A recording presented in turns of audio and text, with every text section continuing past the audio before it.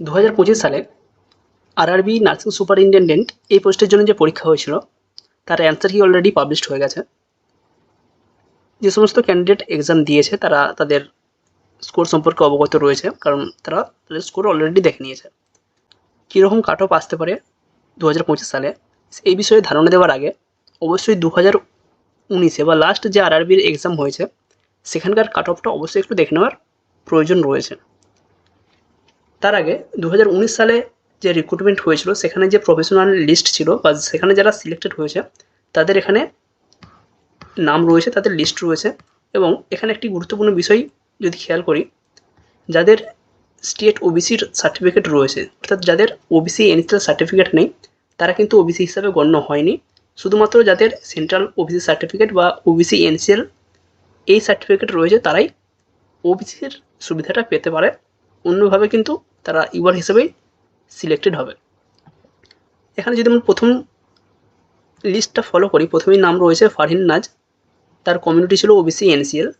যেহেতু প্রথমের দিকে র্যাঙ্ক ছিল বা র্যাঙ্ক ভালো ছিল সেক্ষেত্রে তার যে অ্যালোকেশন হয়েছে ইউআর হিসাবে।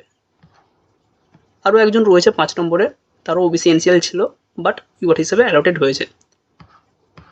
আমরা দেখে নেব ওবিসি সার্টিফিকেট যারা ওবিসি হিসাবে অ্যালোকেটেড হয়েছে তাদের প্রত্যেকেরই কিন্তু ওবিসি এনসিএল রয়েছে। শুধুমাত্র ওবিসি এরকম কোনো ক্যান্ডিডেট তারা কিন্তু ওবিসি হিসাবে সিলেক্টেড হয়নি। ওবিসি এনসিএল থাকা ক্ষেত্রে বাধ্যতামূলক, এবং ডকুমেন্টস ভেরিফিকেশনের সময় এই জিনিসটা কিন্তু ভালোভাবে খেয়াল করা হয়। আরও একটি উল্লেখযোগ্য বিষয় এখানে যদি আমরা দেখি, রিক্রুটমেন্ট কিন্তু ওয়েটিংয়ে যারা থাকে তাদেরও হয়, অর্থাৎ শুধুমাত্র যে একবারই লিস্ট পাবলিশড হয় সেটা কিন্তু নয়। ওয়েটিং লিস্ট থেকেও কিছু কিছু ক্যান্ডিডেটকে ডকুমেন্টস ভেরিফিকেশনের জন্য ডাকা হয়, এবং সেখানে ডকুমেন্টস যদি তারা ভেরিফিকেশান করে তারা কিন্তু জয়েন করতে পারে। তারও আমরা প্রুফ দেব। তার আগে 2019-এর যে কাট অফ ছিল সেই কাট অফটা আমরা দেখে নেওয়ার চেষ্টা করছি। এটা হচ্ছে 2019 সালের আরআরবি স্টাফ নার্সের যে ক্যান্ডিডেট ছিল তাদের কাট অফ, এবং এখানে প্যানেল ডেটটা অবশ্যই একটু খেয়াল করবে। 28/9/2022 এই অনুযায়ী কাট অফ, এবং যারা প্রথম লিস্টে চান্স পেয়েছে তাদের কাট অফ কিন্তু এর থেকে কিছুটা কম ছিল, এর থেকে কিছুটা বেশি ছিল। যত সময় গেছে কাট অফটা আস্তে আস্তে কমেছে। এটা কলকাতা ডিভিশনের, অবশ্যই যারা অন্যান্য ডিভিশনের রয়েছে মালদা বা শিলিগুড়ি তাদের ক্ষেত্রে অ্যাপ্লিকেবল নাও হতে পারে। কলকাতা ডিভিশনের সিএলডব্লিউ বা চিত্তরঞ্জন লোকোমোটিভ ওয়ার্ক এখানকার যে কাট অফ ছিল, ইউআর ক্যাটাগরির কাট অফ কিন্তু এখানে দেওয়া নেই। এসসি ক্যাটাগরির কাট অফ ছিল 60.937, এসটি ক্যাটাগরি থেকে 58.25597। আদার্স কিন্তু অন্য ক্যাটাগরির এখানে কাট অফ দেওয়া নেই।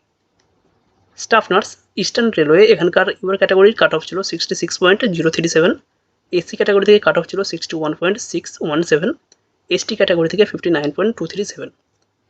সাউথ ইস্টার্ন রেলওয়ে এখানকার স্টাফ নার্সের ইউআর ক্যাটাগরির ভ্যাকেন্সি 66.71737, এসটি ক্যাটাগরির 58.83, এসসি ক্যাটাগরির কাট অফ 62.08, এবং ইডব্লিউএস ক্যাটাগরি থেকে যে ক্যান্ডিডেট ছিল তার কাট অফ ছিল 57.3952।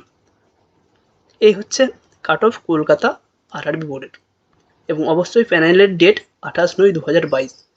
এবার 28/9/2022-এর কেন কাট অফ এখানে দেখানো হয়েছে, কারণ 2019-এ যে প্যানেল দেওয়া হয়েছে অর্থাৎ প্রথম যে প্যানেল ছিল সেখানকার সাথে আরও পরবর্তীকালে ক্যান্ডিডেটকে এখানে জয়েনিং করানো হয়েছে, সেক্ষেত্রে এখানে কাট অফ চেঞ্জ হয়েছে।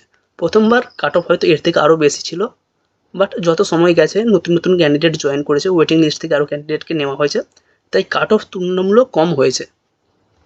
এবার কোন কোন ক্যান্ডিডেট কোন কোন সময় জয়েন করেছে তারও এখানে একটা লিস্ট রয়েছে।